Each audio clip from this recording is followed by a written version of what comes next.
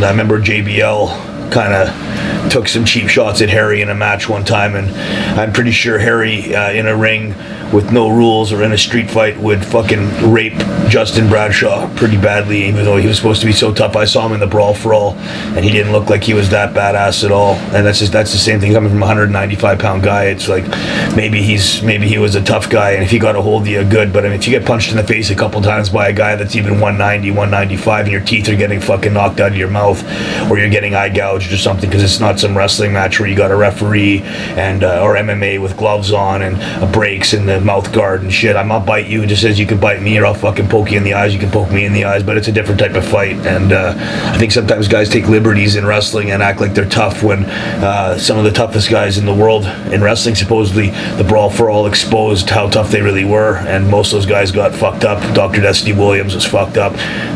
Bradshaw got fucked up. You were in Stampede Wrestling when it had this revival in the early 2000s, late 90s. Mauro Ranallo was the commentator. He was also the commentator for Matt Rats. Yeah. What do you think about that whole thing that recently happened in WWE with Mauro and JBL? I wasn't sure what happened with it. Yeah, it was just alleged bullying, what caused him to quit, and then eventually, I guess JBL's no longer working for the company. I don't know if it's just a coincidence, and Mauro's back. Is Mauro back with WWE again now? Apparently, yeah.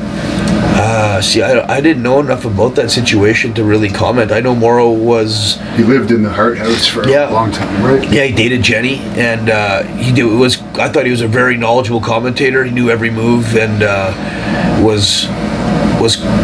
was quite amazing at what he did. I thought he was a great guy. He helped me out and was always nice to me. I knew he did some stuff with the UFC or with Japan. I think with one of the shoot fighting companies over there with Boz Rutan. I knew that about Mauro, and I just I knew he had some problems with like, not mental issues, but I think with depression and maybe bipolar or something like that. That he suffered from that, and he gave me some advice on how to prevent that from happening in the future to me, or if there was medication to take to look into it and stuff. And I don't think I suffered from that, so I didn't really need to follow his advice. But he was at least a nice guy to try to help me out and provide me information that was potentially the framework for other people that have mental challenges or disabilities to not fall victim to that type of thing. But I can't really comment on that. The one thing I remember about Mauro that's interesting looking back on it was when they brought in Don Callis and Joey Styles to do the commentary for Matt Rats, and Mauro kind of was against that. He flipped out, remember that? Yeah, he flipped out. Yeah. You got a good memory. And at the time, I was thinking, who is this guy? But ultimately, in the end, Mauro's had more success. I think he commentated the McGregor fight. Yeah.